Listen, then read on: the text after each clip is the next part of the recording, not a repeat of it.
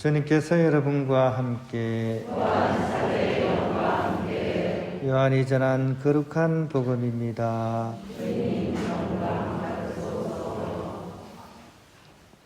그때 예수님께서는 야곱이 자기 아들 요셉에게 준 땅에서 가까운 시카르라는 사마리아의 한 고을에 이르셨다. 그곳에는 야곱의 우물이 있었다. 길을 건너라 지치신 예수님께서는 그 우물가에 앉으셨다. 때는 정오 무렵이었다. 마침 사마리아 여자 하나가 물을 기르러 왔다. 그러자 예수님께서 나에게 마실 물을 좀 다오 하고 그 여자에게 말씀하셨다. 제자들은 먹을 것을 사러 고을에 가 있었다. 사마리아 여자가 예수님께 말하였다. 선생님은 어떻게 유다 사람이시면서 사마리아 여자인 저에게 마실 물을 청하십니까? 사실 유다인들은 사마리아인들과 상종하지 않았다. 예수님께서 그 여자에게 대답하셨다.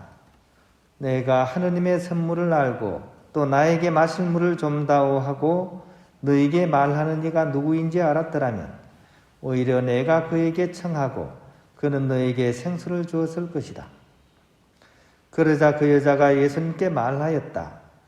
선생님, 두레박도 가지고 계시지 않고 우물도 깊은데 어디에서 그 생수를 마련하시렵니까?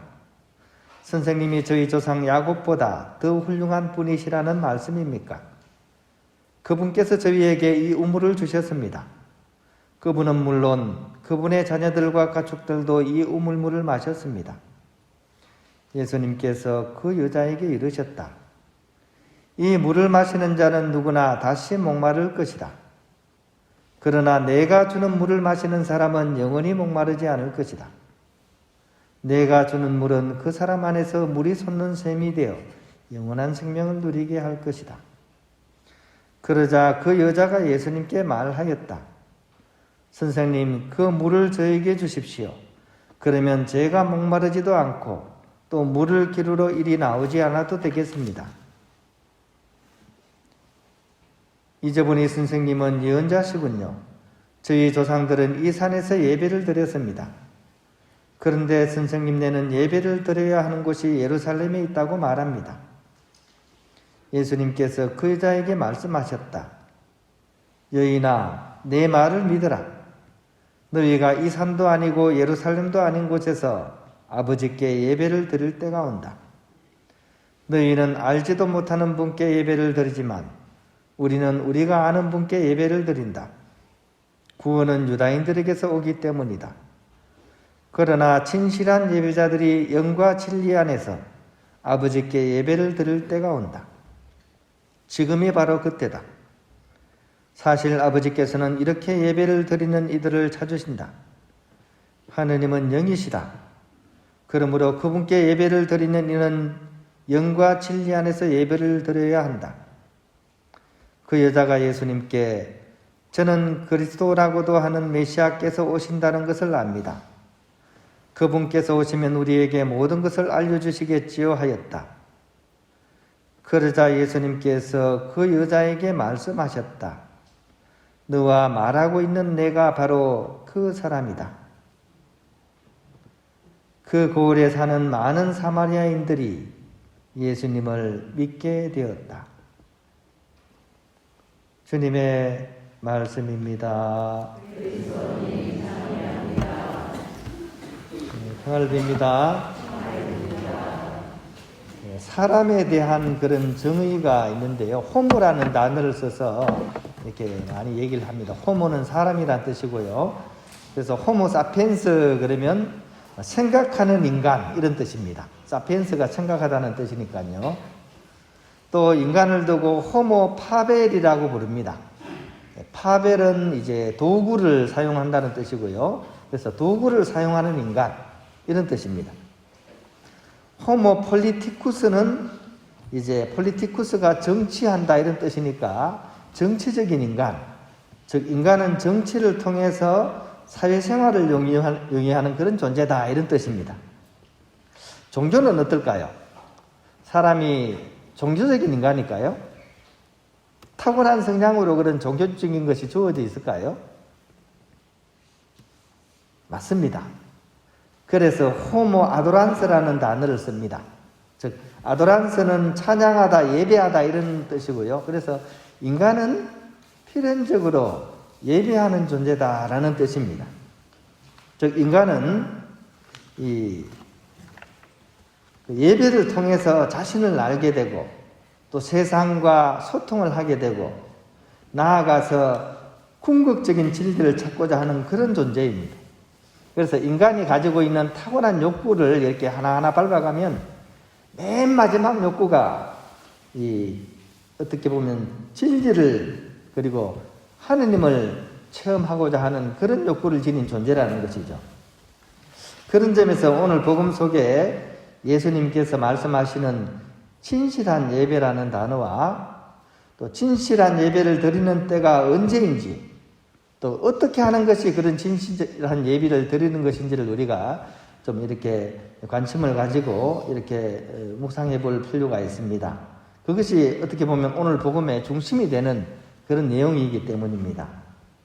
먼저 예수님께서 진실한 예배가 무엇인지에 대해서 약간 부연 설명을 하고 계세요. 오늘 복음이 길어가지고 제가 조금 이렇게 잘라서 읽었습니다. 중간 부분에 바로 그 부분이 나옵니다. 진실한 예배는 바로 영과 진리 안에서 하느님을 기리는 일이다. 이게 예수님의 진실한 예배에 대한 해석입니다. 그러면 영과 진리 안에서 하느님을 기리는 건 과연 어떤 것이냐? 오늘 이렇게 여러 가지 함축적인 내용들이 많이 들어있지만 일단 가장 가시적으로 우리에게 다가오는 내용은 바로 예수님과 사마리아 여인이 만나서 대화를 나눈다는 그 사실이 있습니다. 이 정오의 우물가죠. 12시에 예수님과 사마리아 여인이 우물가에 만나서 얘기를 나누는 거죠. 이거는 사실 이 당시로 보면 정말 파격적인 스캔들입니다. 왜냐하면 유다인들과 사마리아 사람들은 상종을 하지 않았기 때문이죠. 거기다가 남성과 여성이 그죠. 우물가에서 지금 만났습니다. 경계를 넘어선 만남인 거죠.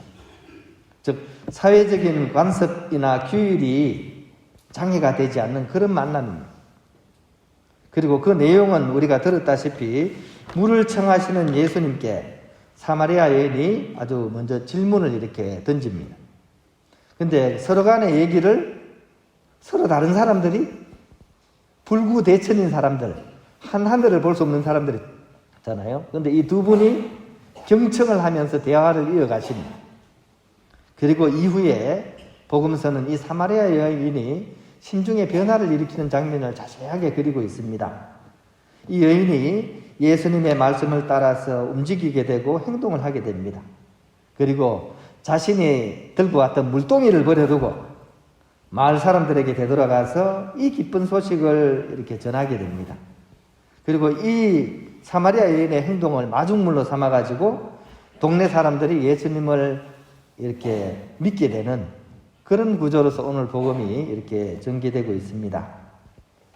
그래서 호모 아도란스로 살아간다는 것은 1차적으로 내가 기존에 알고 있던 지식이나 관습을 벗어나서 진정으로 낯선 사람을 만나는 일이고 또 그 만남에 의해서 새로운 삶의 지평이 열리는 것, 이것이 진실한 예배의 시작이라는 것입니다. 그런데 그 만남을 하기 위해서 너무나 당연한 것이기도 하겠지만 감수해야 될 것이 있습니다. 그 뭐냐면 이질적인 것을 감수해야 된다는 거죠. 다른 말로 거친 땅을 감수해야 된다.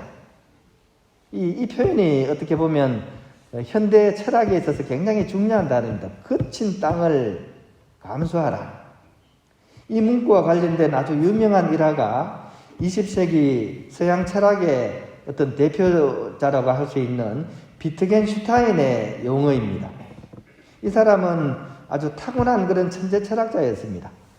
33살 때 벌써 그 당대의 가장 유명한 철학자로서 논리 철학 논고라는 책을 통해 가지고 이전의 모든 철학을 정리했다고 스스로 자부를 했었고 결국 말할 수 있는 것만 말하고 말할 수 없는 것은 말하지 마십시오 라는 이 말을 던지면서 이제 나름대로 철학을 정리를 하고 이제는 자신의 생각을 실천하기 위해서 뛰어들겠다고 미련 없이 대학 교수직을 내어놓고 시골 마을로 들어가게 됩니다.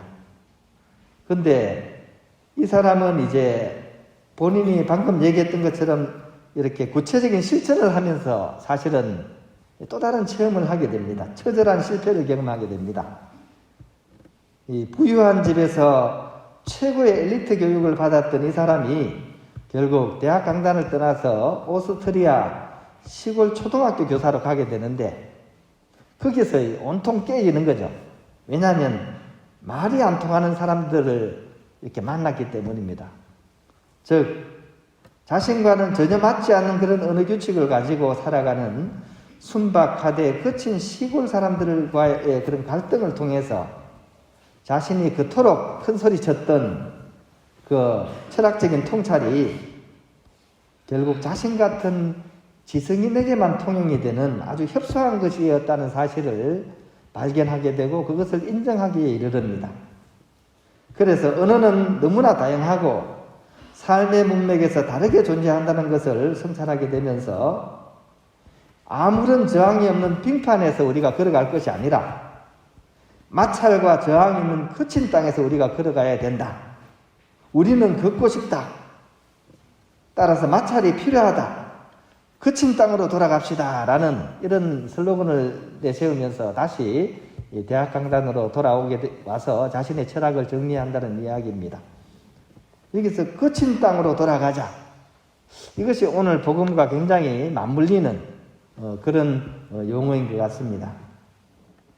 우리가 살아가는 이 세상에 특히 우리 사회에서도 그런 점이 있어서 진실한 예배가 필요한 곳, 이곳이 있습니다. 그런 것 중에서도 가장 대표적인 곳이 아마도 저는 호모 폴리티쿠스의 땅, 즉 정치적인 인간의 땅이라는 생각이 듭니다. 왜냐하면 우리 사회가 가장 많이 분열된 것이 바로 정치적인 내용이기 때문입니다. 한마디로 진보와 보수가 첨예하게 갈라져 있고 결코 만나려고 하지 않는 사람들, 이것이 진보와 보수 간의 관계입니다. 그런데 조금 전에 말씀드린 것처럼 걷기 위해서는 반드시 마찰이 필요합니다. 얼음판 위에서는 그럴 수가 없죠. 서로 다른 진보와 보수가 같이 있기 때문에 결국은 서로가 서로를 디디면서 앞으로 나아갈 수 있게 되는 거죠.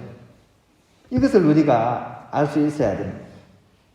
그래서 서로가 다름을 인정하고 손을 내밀어서 만질 수 있을 때 그때 새로운 길이 열린다는 것, 그것을 통해서 진실한 예배가 이루어진다는 것을 우리가 이렇게 깨우칠 수 있어야 좋겠습니다. 우리는 획일화가 되어 있습니다. 빨간색과 파란색이 섞일 수 없다고 단단히 믿고 있습니다. 하지만 전적으로 빨간 사람이 있겠습니까? 그리고 전적으로 파란 사람이 있겠습니까? 그럼에도 불구하고 우리는 그렇다고만 여기면서 더 이상 상대 평가는 말할 수 없다고 우리는 단정 짓고 있습니다. 저는 어떨 것 같습니까? 저는 좀 어중간한 성향입니다. 보수의 텃밭이라는 서문시장, 대구 서문시장 거기서 이렇게 살았습니다. 그러니까 마음속으로는 아마 보수가 저한테 더 맞는 걸 거예요. 그런데 수도원에 들어와서 또 형제들과 같이 지내면서 어떤 우리 한국 사회에 지나온 자체를 바라보면서 이 보수 일변도가 무척 잘못됐다는 것을 알게 되고 사실 그게 좀 섞여진 상태입니다. 그래서 이 고향에 휴가를 가서 친구들을 만나면 처음에는 사이가 좋았다가 나중에 돌아올 때쯤 되면 조금 이렇게 틀어져 가지고 이제 돌아옵니다. 근데 누가 옳다고 할 수가 없죠. 하지만 조금 전에도 말씀드렸다시피 궁극의 지혜는 어느 한쪽에 있는 것이 아닙니다. 중용입니다. 서로가 다르기 때문에 그럼에도 불구하고 손을 내밀고 서로가 서로를 비비면서 앞으로 나아갈 수 있다는 것을 우리가 꼭 기억을 해야 되고 그것이 참된 예배의 시작이라는 것을 우리가 꼭 기억했으면 좋겠습니다. 가정 안에서도 마찬가지죠. 그죠? 형제님들과 자매님들이 다른 집안이 많죠. 성격도 다르고 그죠? 생각도 다르고 그죠? 나 못 살겠다고 하는 분들이 한둘이 아닙니다. 그죠? 근데 서로 다르기 때문에 그것을 마찰시키면서 앞으로 걸어 나갈 수 있다는 거 우리가 꼭 기억했으면 좋겠습니다. 자녀들하고 관계도 마찬가지죠. 그죠? 도대체가 이 자식들은 부모님의 말을 이렇게 귓등으로 듣습니다. 그죠? 자기 하고 싶은 대로 하려고 하죠. 그죠? 또 자녀들은 어떻습니까? 도대체가 부모님들은 내 마음을 몰라줍니다. 근데 서로가 그렇게 다르기 때문에 결국 서로 비비면서 앞으로 나아갈 수 있다는 사실, 우리가 그것을 꼭 기억하고, 우리가 서로 다르지만 결국 손을 내밀고 서로가 마찰하면서 앞으로 나아갈 수 있는 그런 길로 우리가 이렇게 나아갈 수 있어야 되겠습니다. 그것이 참된 예배의 시작이라는 것 우리가 꼭 기억하고, 호모 아드란스는 서로가 서로를 뒤질 수 있는 사람이 된다는 것, 그럴 수 있을 때 영원한 생명의 물을 마실 수 있다는 것, 우리가 오늘 복음을 통해서 우리가 성찰해낼 수 있었으면 좋겠습니다.